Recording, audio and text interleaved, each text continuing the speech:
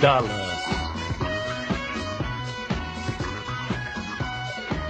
Bem-vindo de volta ao seu portal definitivo para reviver a era de ouro da cultura pop e das relíquias da TV. Hoje, a nossa máquina do tempo nos leva diretamente para o final dos anos 70, no coração do Texas, para falar sobre uma série que não apenas dominou as audiências, mas redefiniu o conceito de novelão no horário nobre mundial. Estamos falando, é claro, da lendária Dallas. Estreando em 1978, a saga da família Ewing nos cativou com suas disputas implacáveis por petróleo, poder, ambição desenfreada e as traições memoráveis lideradas pelo inesquecível vilão J.R. Ewing. Dallas foi um fenômeno cultural sem precedentes, parando o mundo com mistérios como quem atirou em J.R. e criando ganchos que moldaram a narrativa da TV moderna. Mas, por trás da ostentação do rancho South Fork e do luxo vintage dos anos 80, existem segredos fascinantes. Como, a princípio, uma minissérie se tornou uma gigante de 14 temporadas? Quais dramas reais dos bastidores influenciaram a trama, como a polêmica Temporada do Sonho, que na 9ª temporada, entre 85 e 86, onde toda a trama foi revelada no final como um pesadelo de Pamela Barnes Ewing, trazendo de volta o personagem Bob Ewing, que havia morrido na 8ª temporada, tornando os eventos da temporada anterior não canônicos.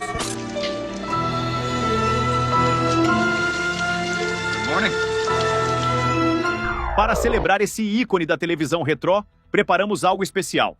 Prepare o seu chapéu de cowboy. Aqui estão as 15 curiosidades mais surpreendentes sobre Dallas que vão explodir a sua mente nostálgica. Vamos nessa viagem?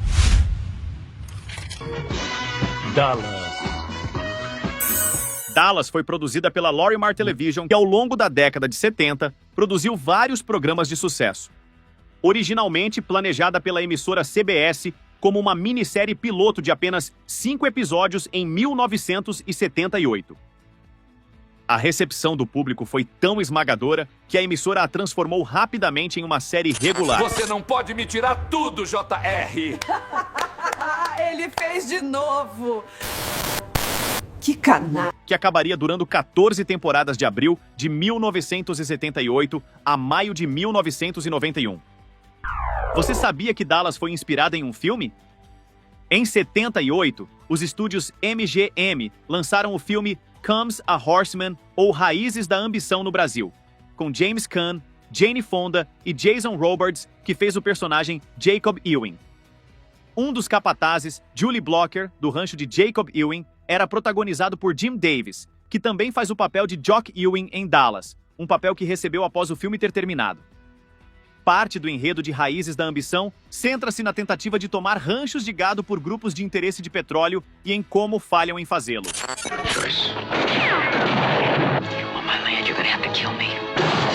From their struggle, Dallas. A ideia original do criador da série, o roteirista, produtor e diretor de televisão David Jacobs, era fazer uma versão moderna da tragédia de Shakespeare. O foco deveria ser sobre uma grande e rica família do Texas, os Ewings, donos da empresa privada de petróleo Ewing Oil, ou petrolífera Ewing, e do rancho de gado South Fork. Inicialmente, a série centra-se no casamento de Bob Ewing e Pamela Barnes, cujas famílias se juraram inimigas devido ao conflito pelo poder e petróleo. Conforme a série progredia, o irmão mais velho de Bob, o magnata do petróleo, J.R. Ewing, tornou-se o personagem de maior destaque, cujos esquemas e negócios escusos se tornaram a marca registrada da série. Dallas. O personagem J.R. Ewing, interpretado por Larry Hagman, não foi projetado para ser o protagonista. Ele deveria ser um coadjuvante manipulador. No entanto, à medida que a série avançava, o carisma e a maldade cativante de J.R. conquistaram os fãs, forçando os roteiristas a torná-lo o motor central da história. O magnata do petróleo tornou-se o personagem principal, cujos esquemas e negócios obscuros se tornaram a marca registrada do seriado. Quando a série termina em maio de 1991, J.R. era o único personagem a ter aparecido em todos os episódios. Dallas. O final da terceira temporada, onde J.R. Ewing leva um tiro, criou o cliffhanger ou gancho mais famoso da história da televisão. CBS, we learned who done it. Durante a exibição da série em meados de 1980, a pergunta "Quem atirou em JR?" transformou-se em uma obsessão global. Quem será que fez isso? A Suelen, talvez? No quarto episódio da quarta temporada, o mistério criado no final da terceira temporada foi revelado que Kristen Shepard, interpretada por Mary Crosby, a cunhada e amante de JR, foi quem atirou nele em um acesso de raiva.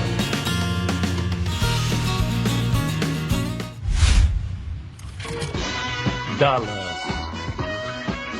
Esse episódio 4 da quarta temporada da revelação da identidade do atirador, intitulado Who Done It? Ou Quem Fez Isso?, recebeu a maior audiência doméstica até então, com mais de 90 milhões de telespectadores dos Estados Unidos em 21 de novembro de 1980, sintonizando para descobrir a resposta.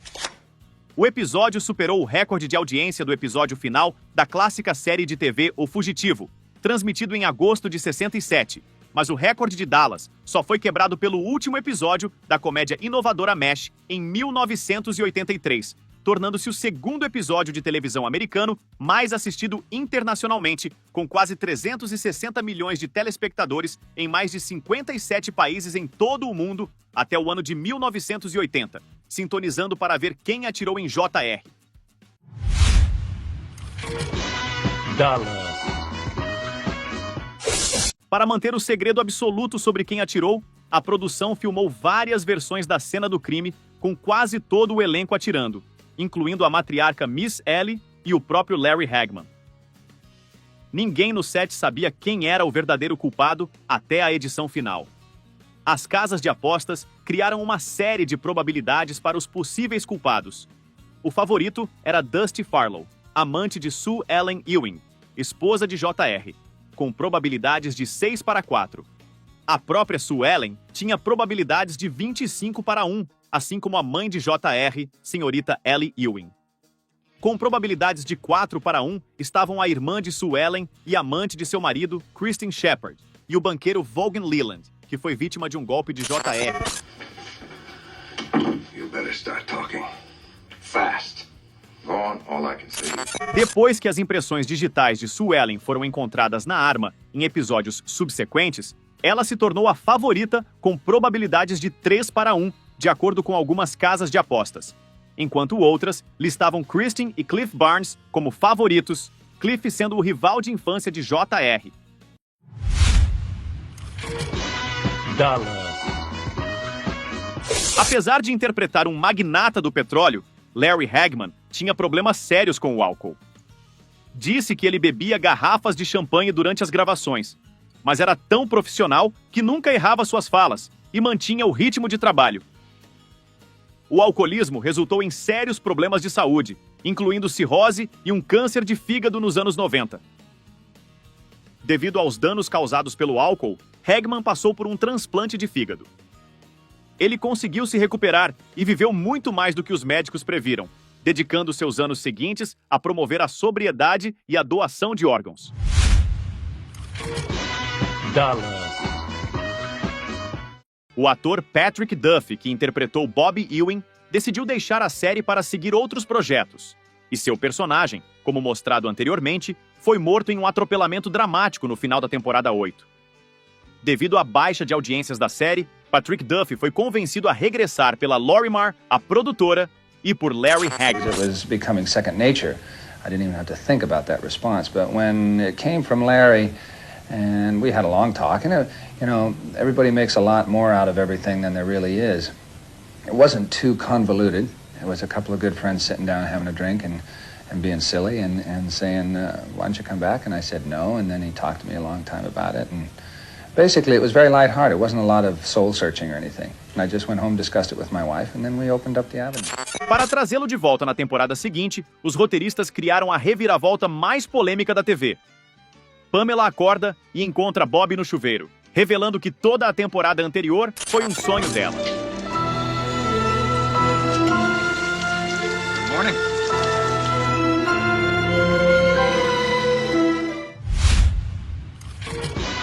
Dallas. A atriz Victoria Principal, que interpretava Pamela, também deixou a série. Pamela Ewing ficou gravemente ferida num acidente de carro no final da 10ª temporada, deixando Bob e Christopher devido à sua incapacidade em permitir que eles a vissem tão desfigurada. Em uma cena de hospital onde Pam estava gravemente queimada e enfaixada, a produção usou uma dublê de corpo. Após essa cena, a personagem foi reconstruída, entre aspas, por cirurgia plástica e interpretada pela atriz Margaret Michaels, supostamente muito semelhante a Victoria, que interpretou a personagem num episódio da temporada 12. Tendo se submetido a cirurgias plásticas que explicam a mudança na sua aparência, é revelado que Pamela estava morrendo, vítima de doença prolongada, apesar de só ela e o seu médico saberem. Curiosamente, Margaret Michaels foi convidada pela produção a retornar à série na penúltima temporada, a 13ª, desta vez não como Pamela Ewing, mas como uma sósia de Pam Ewing chamada Jeannie O'Brien. She is a spitting image of Pam. You want to meet her? I wouldn't miss it for the world. Após sua participação como Jeannie, a personagem de Michaels foi retirada da trama. Foi por decisão da própria Victoria não renovar o seu contrato por mais temporadas. Se tivesse permanecido, como tentaram insistir por várias vezes, Victoria teria ficado a ser a mulher mais bem paga da televisão dos Estados Unidos naquela altura. Dallas.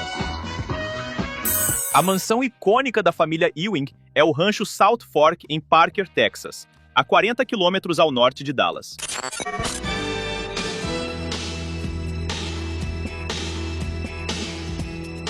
Uma variedade de passeios é oferecida ao local para os fãs. As cenas externas foram filmadas no local de 1978 a 1989, embora a Lorimar Productions também tenha construído uma maquete em estúdio do exterior do rancho, com piscina incluída, na Califórnia. A partir de 1989, a produção da série passou a ser realizada inteiramente no estúdio na Califórnia. Os filmes de reunião O Retorno de J.R., de 1996, e A Guerra dos Ewings, de 1998, voltaram ao rancho, assim como o documentário especial O Retorno a South Fork, de 2004. A Guerra dos Ewings, em 98, foi a única vez em que as filmagens foram feitas dentro do rancho real para fins dramáticos. South Fork foi usado novamente para a nova série Dallas, de 2012 a 2014. Algumas cenas da prequela, Dallas, Os Primeiros Anos, foram filmadas lá em novembro de 1985.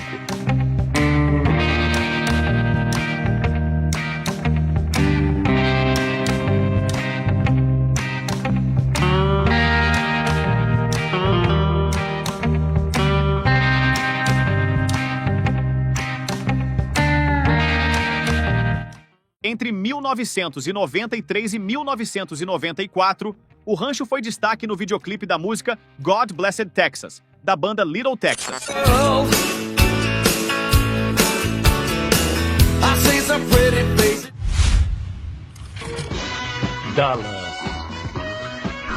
Dallas definiu a moda dos anos 80, chapéus de cowboy de grife, ombreiras gigantescas, joias pesadas, muito laque no cabelo e vestidos de gala banhados a champanhe.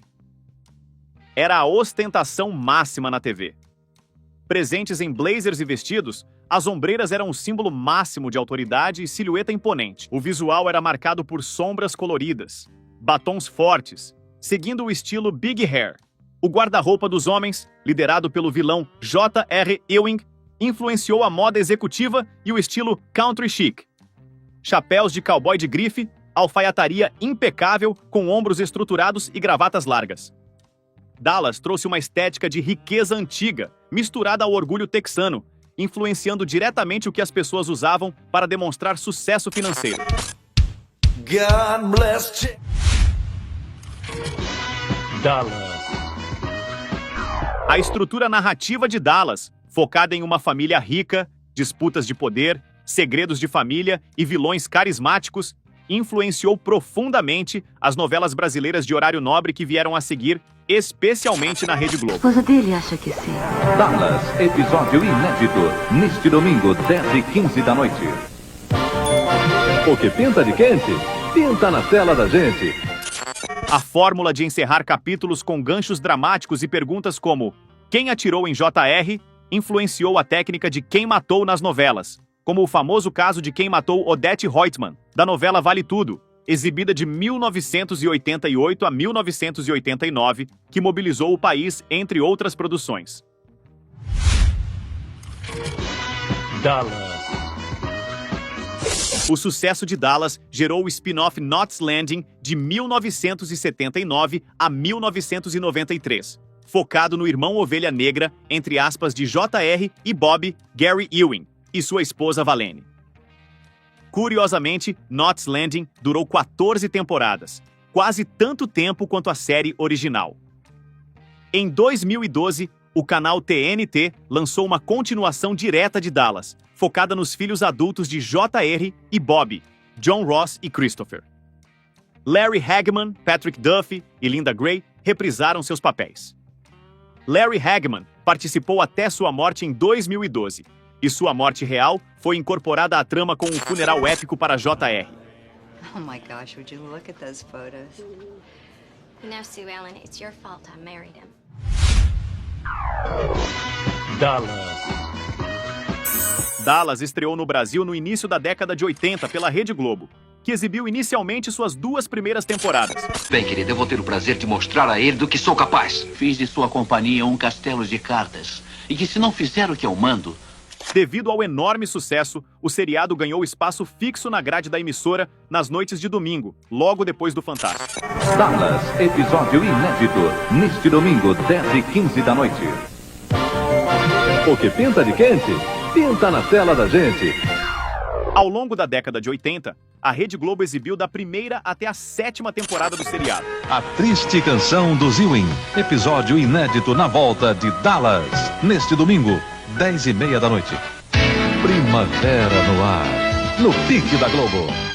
Em 1989, Dallas passou a ser exibida pela TV Bandeirantes, ficando na emissora até 1992. Depois, Dallas passou apenas na TV fechada. Ainda na década de 90, foi ao ar pelo canal pago Teleuno, atual AXN. Em 2008, estreou na Rede TV, desde o primeiro episódio, e também foi exibida pelo canal pago TCM, a partir de 1º de maio de 2012, reprisado no canal Viva do Grupo Globosat. E você? Quando e onde assistiu a série? Deixe nos comentários!